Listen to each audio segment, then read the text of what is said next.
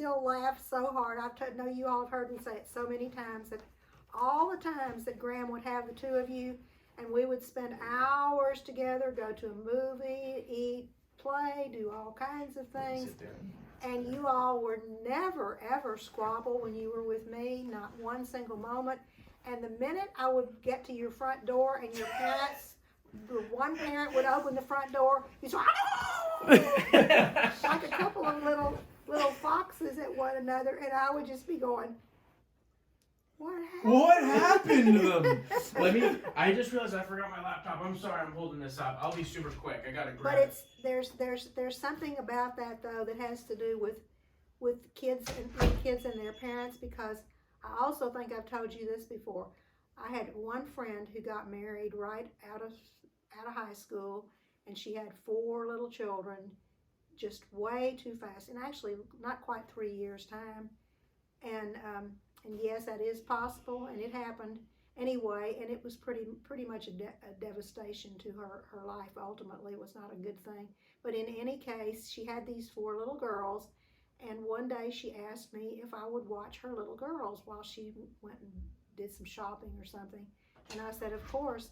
And while she was gone, the little girls were just perfectly fine. They played and were very contented. I didn't have any trouble at all. And the minute that their mother showed up, they started doing the same thing. And I think it just has something to do with children and their parents. I don't really understand it in that specifically, but it just seems to be real common that's the case. Yeah, I have no explanation, even though I was the one doing it. I don't know why that happened. Anyway, it's really extremely impressive though, and it has been for years, the way you and Jake relate to one another as brothers, because sibling rivalry is just, I mean, everybody knows about it. There's all kinds of books written about it. So you all would be the exception rather than the rule. Yeah. But I think it's beautiful. I just love it. It's in keeping with my ideal. My ideal about family is that everybody loves one another all the time, and everybody's happy. Nobody ever fusses or anything. Oh yeah, never any squabbles ever. That's never happened between us. And I spent my whole lifetime wishing, envying anybody and everybody that I knew, because they had, even if they just had one sibling like you all. But I had cousins that had multiple, and I just thought it was heaven at their houses. Yeah.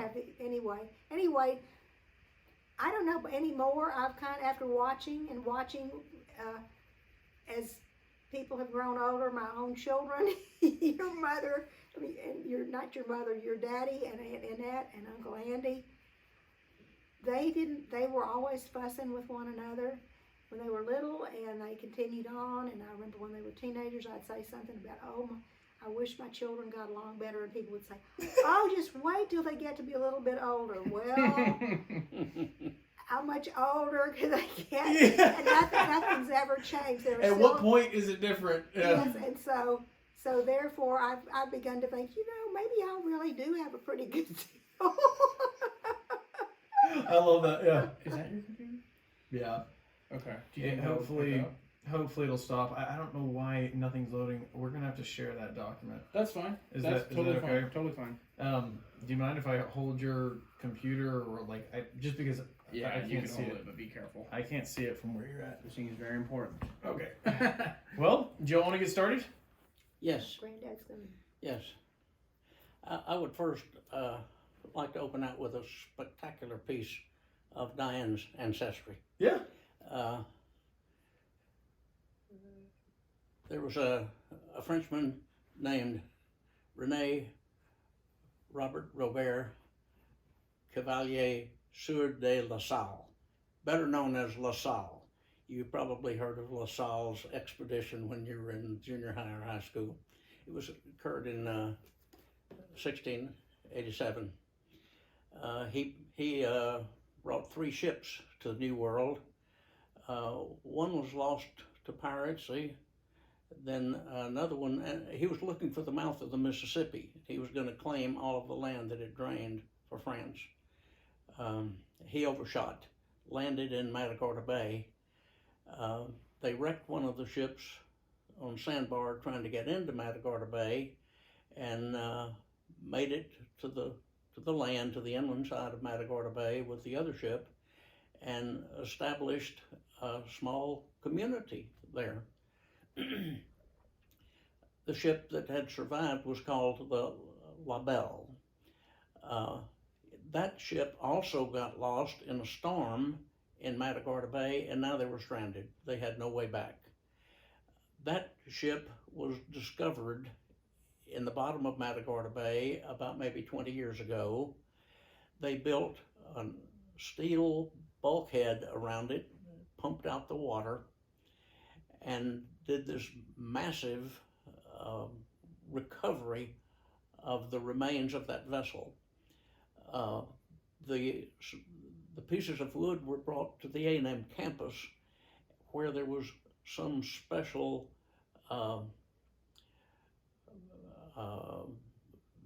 vacuum device, because the pieces of wood were going to immediately begin to decay, being exposed to the atmosphere, and they were treated somehow in this, I get decompression I was looking for, in this decompression device. I don't know much about that.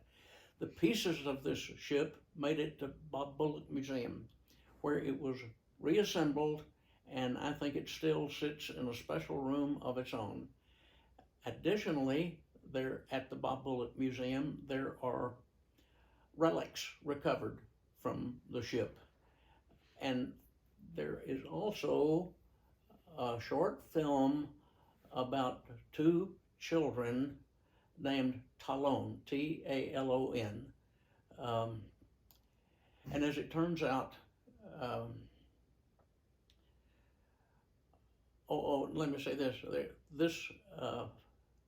The site that they had established, its whereabouts was not known, again, until about 20 or 30 years ago, and it was discovered not far from Port Lavaca, near a creek called Garcitas Creek. You can go visit the spot now. How they knew that it was the site of the village was they found cannons that had, from the ships, that had been buried in order to preserve them for their defense. They began having trouble with the Karankawa Indians, and finally it came to a skirmish, and the population was wiped out except for two children, and there might have been a third person, I'm uncertain about that, but these two children from this family named Talon. The Talon family were actually Canadians that had gone to France, and in France they joined this La Salle expedition that wound up in Matagorda Bay.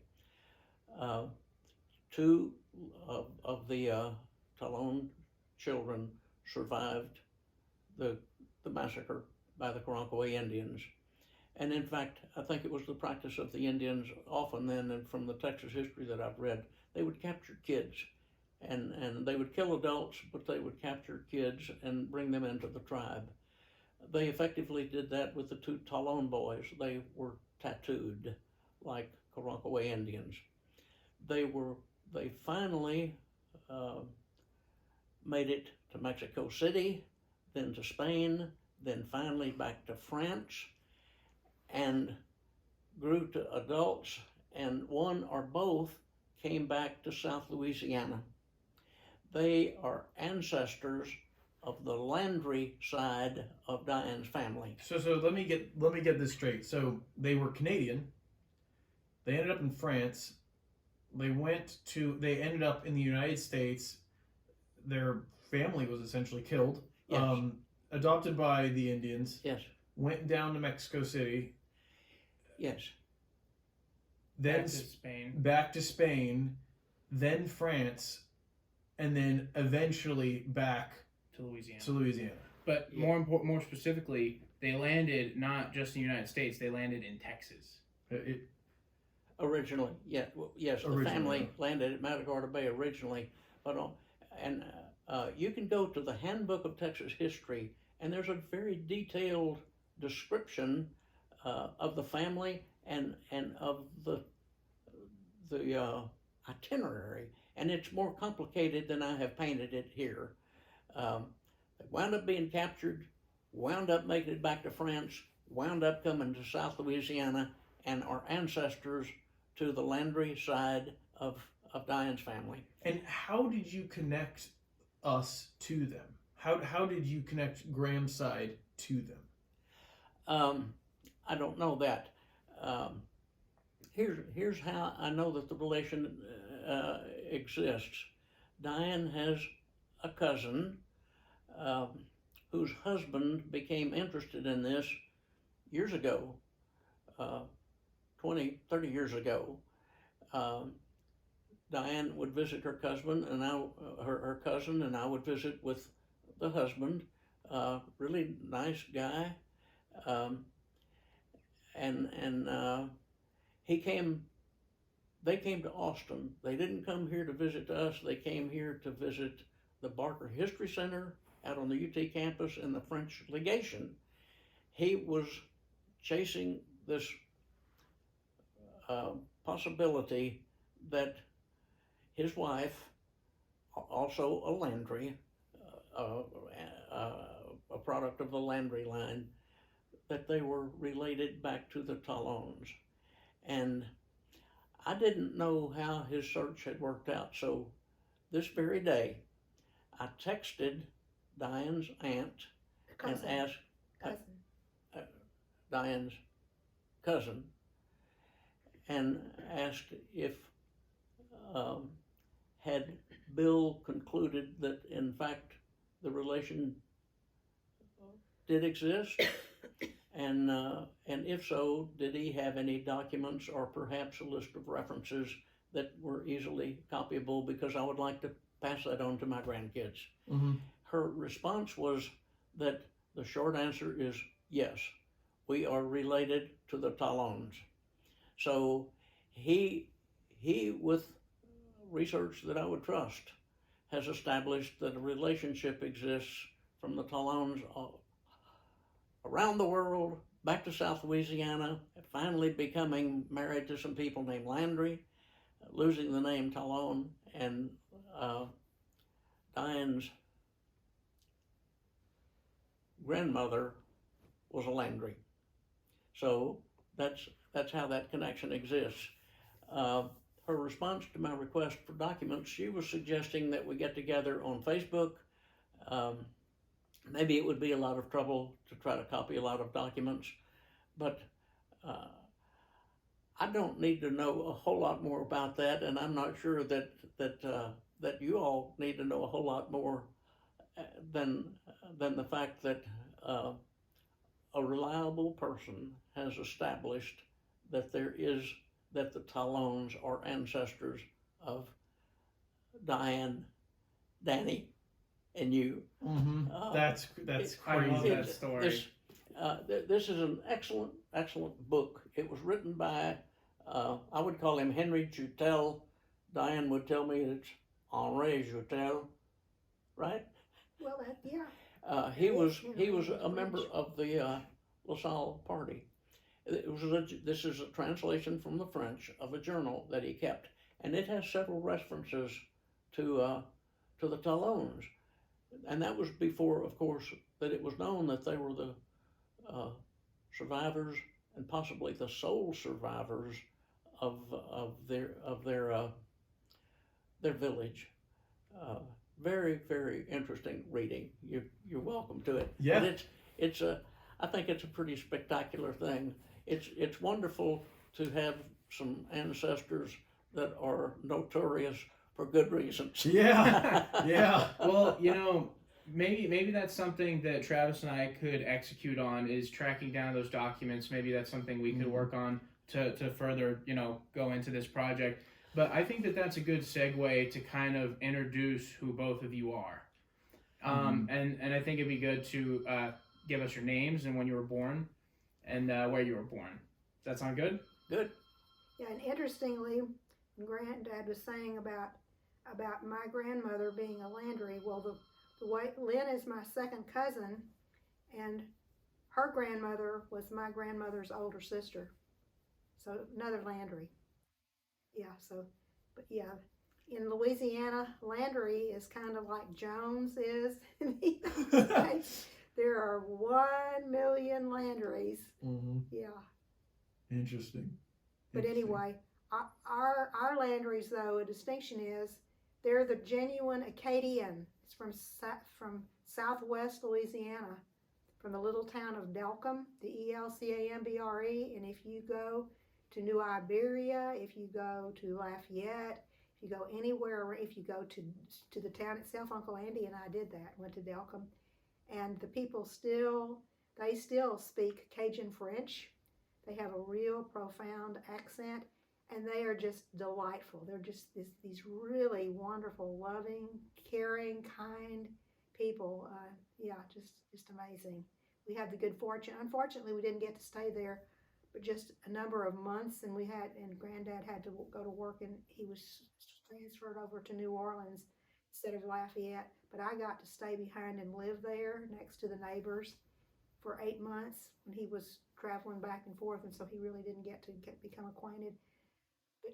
But to associate with like people in stores and to see what the people in the town in the area were really like, and they're just amazingly wonderful, down to earth, loving, caring individuals, human beings. Kind of really different. I've never encountered that level of people being like that except there. Mm-hmm. So anyway, and of course it was very meaningful to me since so many of my ancestors are genuine Acadian. Granddad and I went and visited Nova Scotia because that was my life's objective, was to someday be able to go there to where my family members had come from. We visited an area in the state of Maine called Acadia, and that's the root word for Cajun. Mm-hmm. That's awesome. That's awesome. So, Graham, what's your name, age, and where were you born? Okay, my name is Dianne with 2 N's, Dianne.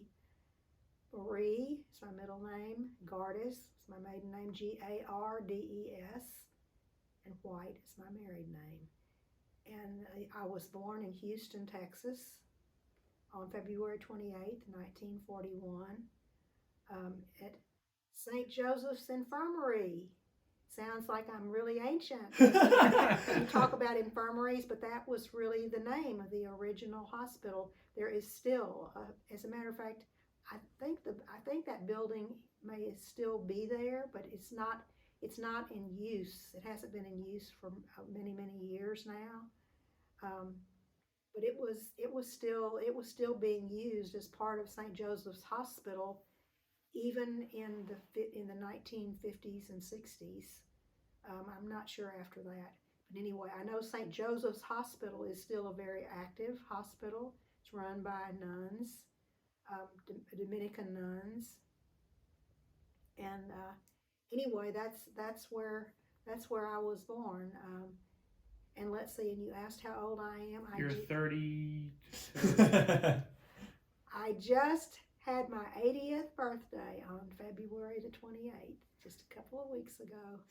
Yes, which I have a hard time believing, because yeah, it really does. If you start going through events and stuff, everything seems like it was just yesterday, but no, it's a million years ago is the reality. And in this family, you're what's the relation to people like me and Danny? And we just want to kind of clarify basically for the people who mom of, grandmother of. Okay, I am the mother of Danny, Leslie Daniel White, and the rest of you want the rest of it, yeah. Mm-hmm. And our deceased son Andrew Clayton White and our daughter Annette Marie White Chambers, and grandmother to Tyler Chambers, Kristen Chambers, Rachel Chambers, and Caitlin Chambers, and great grandmother to Anthony Justice Chambers. He just turned 1 year old on the December the 5th of this year, 2021, and he is just adorable. He's from the time he was just months old, I could see that he was very advanced for his age, and he's still that way. He's very, very super smart little boy. Anyway, and of course, Annette is his grandmother, and she loves being a grandmother, and she just loves Anthony. She's so proud of him.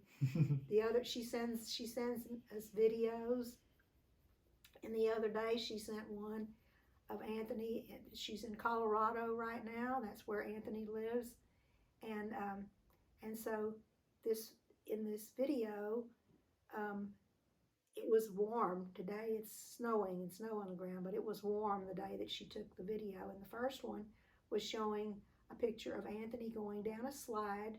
His Aunt Caitlin was there with him going down the slide, so that was really cute to see. And then the next video showed Anthony with, there was a dog that he didn't know this dog. I'm not sure where the dog came from, but anyway, somebody was with the dog, of course, and there was a ball. And so at first it showed Anthony starting to move forward, and then it was so hilarious because it was like he liked the dog, but he all of a sudden decided he wasn't sure about that dog, so he started kind of backing up like a crab. And you could hear Annette saying in the background, "Anthony, what are you thinking? What are you thinking, Anthony?" But it was so funny because he just started backing up. Suspicious dog.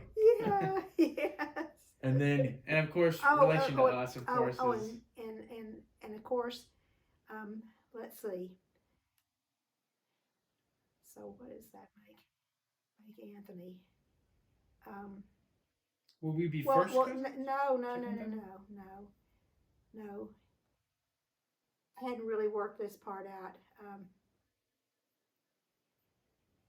Your parents, your mom and your dad and Aunt Annette are first. They're brother and sister. So their children, you all are first cousins with Tyler, Anthony's father, and so you would be second cousins to Anthony. Okay. Yes, very cool. Exactly. And of course, you're our grandmother, me and Travis.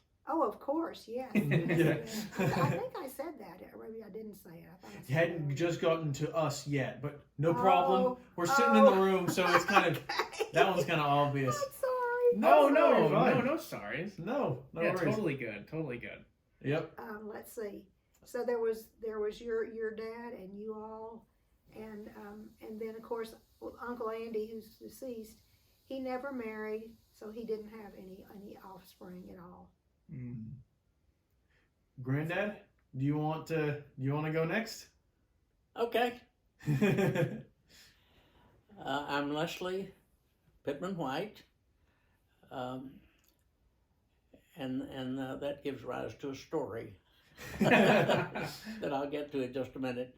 I was born May 24th, 1932 in Belton. Hey, same here.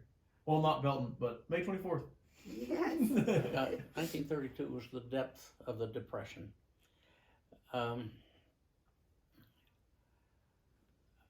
The story is this. My grandfather, White,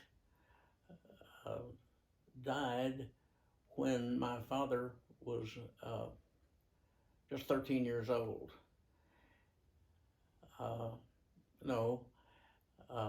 My father was 10 years old and my aunt was 13 years old. Back then, they didn't have the safety nets that they have today.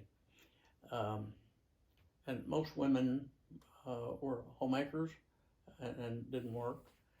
My grandmother suddenly had the responsibility for these two kids and herself, and she became a nurse. She became a self-trained nurse. She wound up being the nurse and basically the entire medical department, a one-person medical department at Mary Hardin Baylor College in Belton. I visited, when I would visit her occasionally, I would have to spend boring long hours out at that clinic where she had to log time. But the story goes back to the name Pittman. There was a legendary doctor in Belton, a Dr. Pittman, for whom my grandmother worked. And I heard his name a million times around the house. He was a legendary figure there. She lived on 400 North Main, 4 blocks away from the square and on the main street of Belton. The house is gone today, but almost exactly across the street is a wonderful museum. One of the exhibits in that museum is a little black medical bag that belonged to Dr. Pittman. And the story that goes with that was that when he would go, back then you didn't go to the doctor came to you, if you can believe that. Because if you were in trouble, the only way to get to the doctor was in a buggy or a horse-drawn wagon that would beat you to death. So the doctor would travel to the house back in at least in the 20s. I think it was 1927 when the Model A came out. Prior to that, there were Model Ts, and I think that there were not very many of them around Central Texas. So Dr. Pittman worked out of a buggy. When he would go to a house and deliver a baby, and when the children in the house asked where that baby had come from, the story they were told was that the doctor brought it in this little black bag. So I was named after Dr. Pittman, and that's all I knew about that for many years. In 1967, my father died, and there was a graveside service at the cemetery in Belton. And he had been living in Waco, so not many people in Belton knew him. There were not many people there at the cemetery. And someone pointed out a small little gray-haired man to me and said, "Do you know who that man is?" And I said, "No, I don't recognize him." They said, "That's Dr. Pittman." And I said, "He's the legendary Dr. Pittman." "Yes." So I went to him and I said, "Dr. Pittman." He had to have been well into his 80s, maybe 90s, but he didn't look that old. Had all of his hair still gray, very, very gray.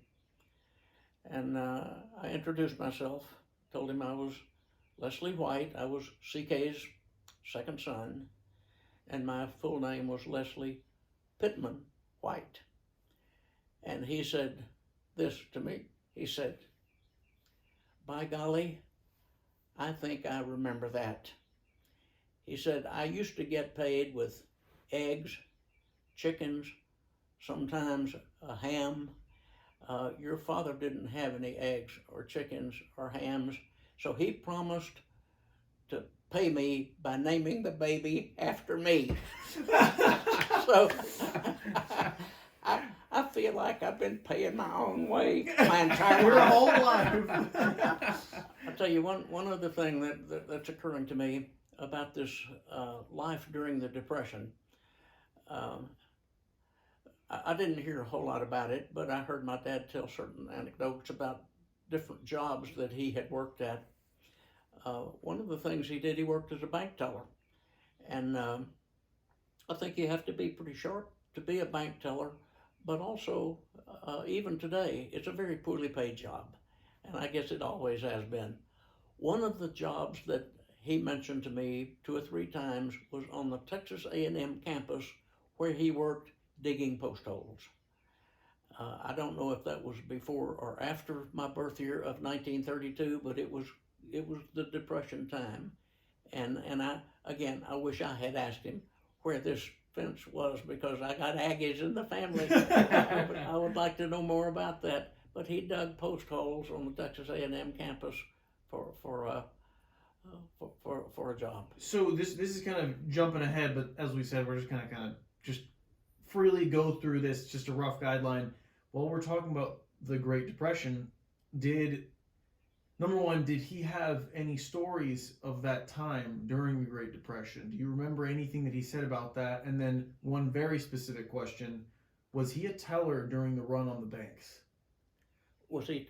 A teller during the run on the banks during the Great Depression? I don't think so. I don't think so. What does the run on the banks mean? Oh, well, when the Depression hit, and it hit all of a sudden, people wanted to lay hands on their cash money, so they went to the bank, and the bank didn't have enough cash in reserve to hand everybody the cash that in cash form what they had in their accounts. Okay, so And- that's what precipitated I don't know how much later, but that precipitated having the check in place to guarantee that you always see it, FDIC, I guess is what it says. FDIC insured? Yeah, that lets you know that you don't have to worry about going to the bank to get your money and it won't be there. That's exactly right. Mm-hmm. remember. That run that happened maybe 1929, I'm not sure exactly.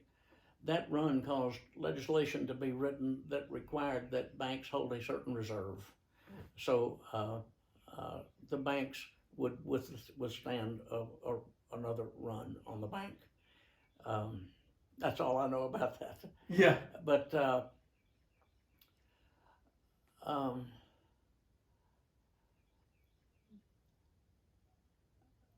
there was on the part of my dad, and particularly a buddy of his,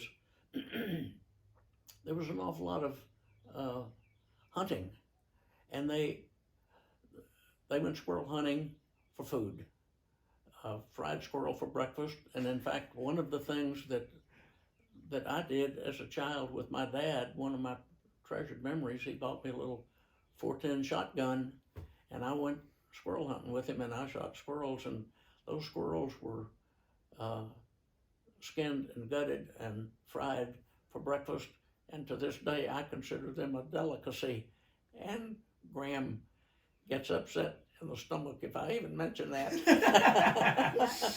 I have a little story to interject there. Mhm. That when Uncle Andy and your dad were little guys, like 10 or 11 years old at most, maybe not even quite that old. And we had moved to Mandeville by that time, and we had a small piece of property that was at the edge of town. And so Granddad told me one day that he was going to take Andy and Danny out to the property, and he was going to teach them how to use this little gun, whatever was the appropriate kind, to squirrel hunt. And so would I cook the squirrel? Well, I have this is a good story of mine, a positive story. I'll shift and tell you in a minute. But anyway, I just looked at him and I said, I'll cook it for you, but I sure won't eat it. Now I'll tell you why. Because whenever I was 5 and my father left my mother and I, we went to Houston and we lived with my mother's parents, Muddy and Granddaddy Hill. We lived with them for a little over 2 years at their house, and they had owned a double lot at the edge of this roadway in Houston, and they had huge oak trees with moss, the kind with moss hanging off of them, like in Houston and in Louisiana, and just beautiful. And so there were lots and lots of squirrels. Well, my granddaddy was a really fun grandfather. He had a lot of child in him, which really made him so much fun. And he was a big man. He was 6'3", but he was equally large. He loved to eat. And so, and everything to him, bigger was better. Didn't matter what it was. Of course, that's not necessarily true, but he thought it was. So anyway, he did some neat but kind of extreme things like another thing that ladies at the time it was common in almost every lady's house to have. I have it upstairs that I can show you all later. One of these bowls. It looks like a tree trunk on the bottom, and in the center, and it has like a dugout place for you to put nuts. And in the center is a little part about that big, and it has 4 holes in it with little picks in it, which is to pick the meat out of the nuts. And what looks like a pair of pliers in the center, which you crack the nuts open with. Anyway, so my granddaddy had that, and whenever he taught me about feeding the squirrels. Well, what he would do, he would first give one little crack with the pliers to help the squirrels out as though they needed help, and of course he knew they didn't need any help, but he just did it just for the fun. But they had like 3 steps at their back door. And so my granddaddy would have me go sit on the step back there, and he taught me that now when you're going to feed a squirrel, always hold your hand out like that so the squirrels won't try to nibble on your fingers. Put the pecan right there, but have your fingers out like that so there's no fingers for them, or they'll start nibbling on your fingers, and it wouldn't feel good. So anyway, then he showed me to take 2 pecans and go knock them together, and then put them right there on my hand and hold it out, and the squirrels would come and eat out of my hand all the time, very regularly.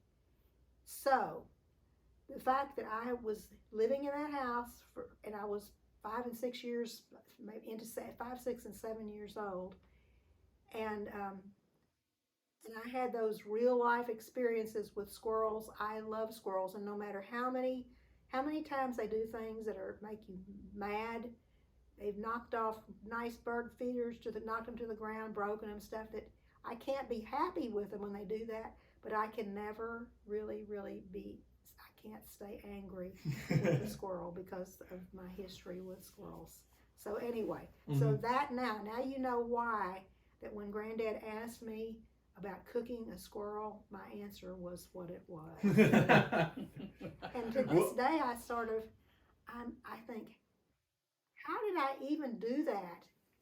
It was above and beyond. To think that I actually did that, it just, Well, sounds like you're a trooper. Yeah. Thank you. Well, I know that Jake and I do want to get back to the history thing at some point, let's let Granddad finish that story about the squirrels, cooking the squirrels. Well, I want to tell you this.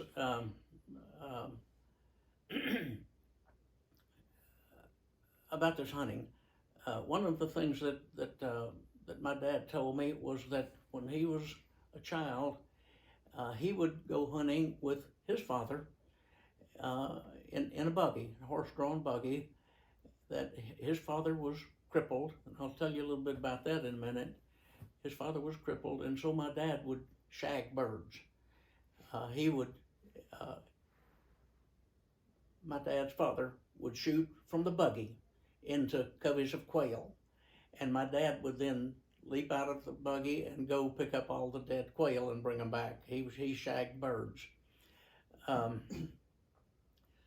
Fast forward about 30 years, my dad, for many years, drove a bread truck. He drove a bread route. There was a local bakery in Waco, and my dad had what was called the country routes. 2 days a week, he went one direction out of Waco to the small towns, and 2 other days another direction, and 2 other days another direction. 6 days a week he delivered bread. Top speed on those country roads was about 40 miles an hour. I worked for him as what was called a hop boy. Those bread trucks had a rail around the top and a ladder up the side, and my job was to shinny up there and stack boxes of bread, and then cakes during the time when the watermelons were not ripe. And in season, he carefully observed seasons. He would take a shotgun with him, and we'd be going down a country road, and he would see some doves lined up on a wire, or he would see some quail scurrying around on the ground, and he would stop the truck, and he would patiently wait until the quail that were bunched into a tight covey, and he would shoot into the covey of quail, and I would shag the birds. So he shagged from a buggy, I shagged from a bread truck. Also, he would spot doves lined up on a wire, and he would, if there were 3 or 4, he would slow down, take a look, keep going. There had to be at least a half a dozen. The object was to get as much meat as possible with a shotgun shell. And I was an adult before I heard somebody describe bird hunting wing shooting. And I thought, why in the world would anybody do that? Why would you try to shoot them on the wing? Wait until they're covered up into a bunch, or wait until you can get a half a dozen or more lined up on a wire and get a whole lot with one shot. But and do you believe that the reason that he was trying to conserve his ammo was a result of cost? Is the Great Depression, the habits that he created during the Great Depression? Yes. I've thought about that a good deal. He was not obsessed with frugality, Mm-hmm. but he was thrifty in very nearly everything that he did, and that was inherited by a life during the Depression. One of the things that he did was he worked for Burroughs Adding Machine Company.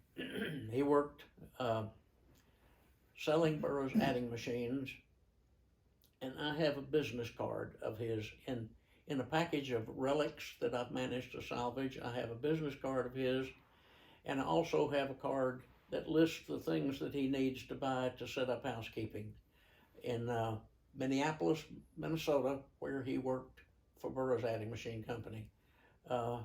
He needs springs. He needs a mattress. Springs, $1.50. Mattress, $1.75. He lists he needs a cook stove, $2. He lists these things. I have that card that is just a treasure to me, and it's something that I would like to reproduce and have in your hands. There are several relics like that. And I have this story about him from Minneapolis. He found a Mexican food restaurant in Minneapolis, and or a restaurant that advertised that they had tamales. And he said, boy, I would love to have some tamales. So he goes into the restaurant, sits down, the waiter comes, and he said, I'd like the tamales, please. And the guy said, okay. And he said, I'd like a half a dozen. And the guy said, well, okay.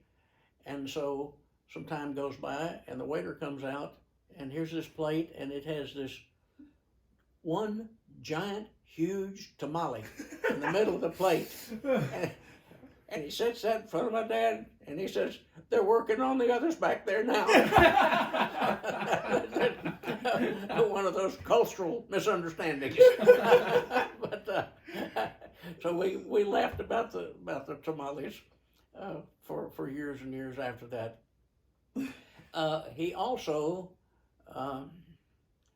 he was born in 1900, and World War I started in 1917, and I have a picture of him in an army uniform. But I think that I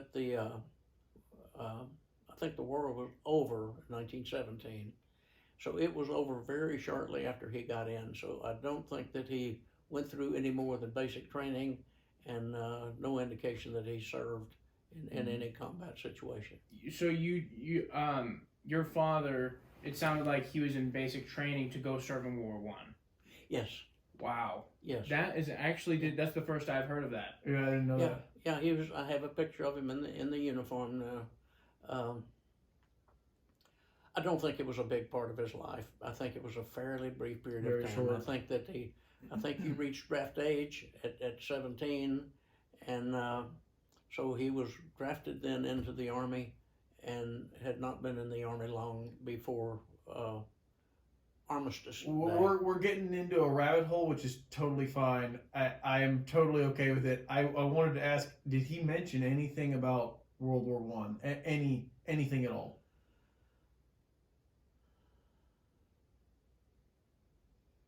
How he felt, what his family thought of it, how people handled it, what their opinions were, anything? No, No worries. no, I have no recollection of that. Totally No okay. big Yeah, deal. totally okay. I was just wondering. I had two questions. Something that that we wanted to talk about a lot. Something that was important to us was to talk about how far back we could go in the memories of y'all's ancestors. You know, and that's a little bit tough. So there's no pressure. But I had two questions. One for Graham. I wanted to hear about Muddy and that part of your family, and I also wanted to hear a little bit about. You mentioned your father in Minneapolis with the tamale story. And so I guess we'll start with Graham. We'll switch over to Graham. And I wanted to hear a little bit about our ancestors on your side. And if you could name them by name, if you That can. would be best. Yeah, if you can. Okay, well, I'm not sure exactly how you want me to. We could start with your mother, and then we could talk about your father, and we could kind of work from there. Okay, my mother was Dorothy Mary Hill. That was her maiden name. She was born on May the 11th of 1918. My father was Arthur Albert Gardes, Gardes, and he was born August the 3rd, 1916. My mother was born and raised as a little girl in New Iberia, Louisiana. My father was he was born in Falls Church, Virginia, and lived there till he was 7 years old, and then well, he stayed there with his grandparents because he was sick, is what he had told me, and so his grandfather said he could stay there with his mother's family for the next few years. And so then there was another depression that was in when he was 16 years old. I don't know the exact year without having to do calculating, but anyway. No worries. And he told me personally that his father told him when he and my mother both, when they were, I don't know if you all already have heard this or not, but when they were in growing up and they were in school, in high school still was only 11 years, not 12, for both of them. And my mother graduated from St. Agnes Academy in Houston, Texas, and my dad graduated from a school, I don't know the name of it. It was another Catholic school in Orange, Texas. But anyway, he's told me that his father said to him, Albert, when he turned 16 years old, and he was just graduating from high school, he said, you need to go to work now to help to support the family, because it was I guess it would have been, well, I don't know, it would have been the Depression of 1932, I guess, when my dad turned 16 years old. Yeah, okay.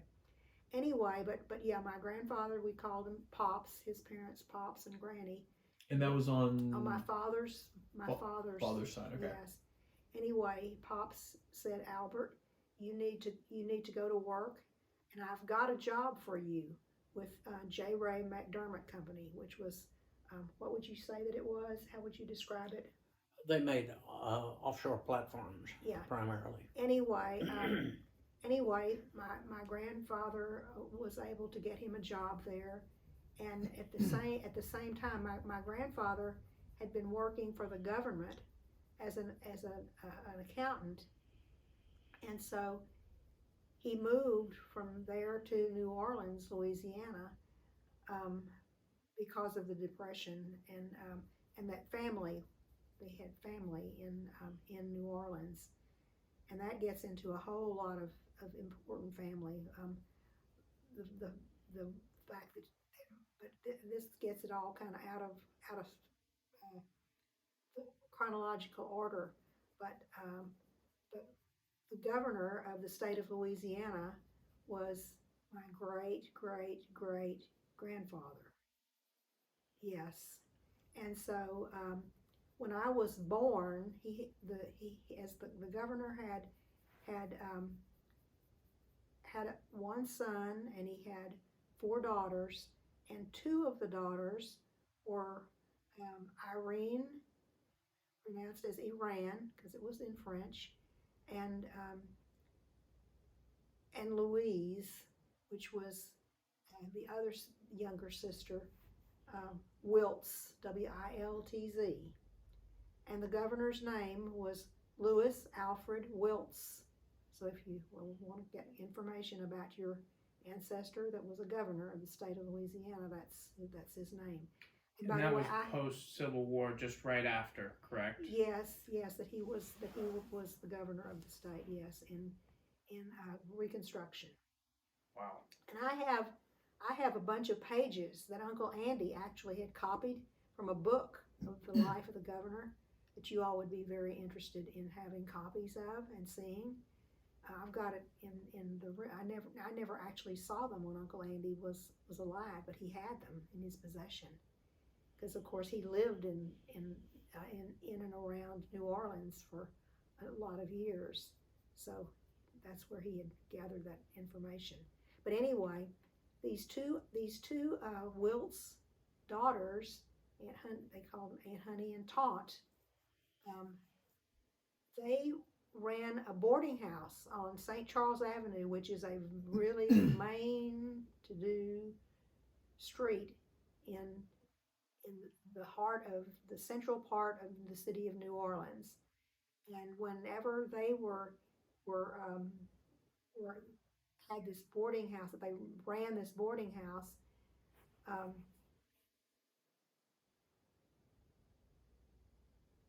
it was at the same time that I was born. And my parents, we lived in New Orleans, in the city of New Orleans, until I was 5 years old. And so my father would bring me over to visit Aunt Honey and Taunt all the time. And I was his first child, and I was the first grandchild in that my grandfather Gardes's part of the Gardes family. And so therefore I was kind of a big deal because I was the first one.